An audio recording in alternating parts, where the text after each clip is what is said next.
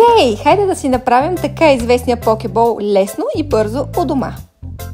Започваме с пилешко бонфиле, което вкусявам с медена терияки маринада. Запържваме в тиганче с мъничко сусамче. За добавки използваме авокадо, репички на кръгчета, настъргани моркови и краставичка на лентички. Забрави за суши ориза. Взимай бял ориз от Tevo.bg, вари винаги 1:2. Готов е за 12 минути.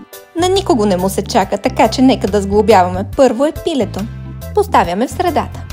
След него добавяме краставички, любимото авокадо, настъргания морков и репички. За разкош дресинг от мед и горчица. Няколко капки соев сос, 10-20 грама тиквени семки и сусам.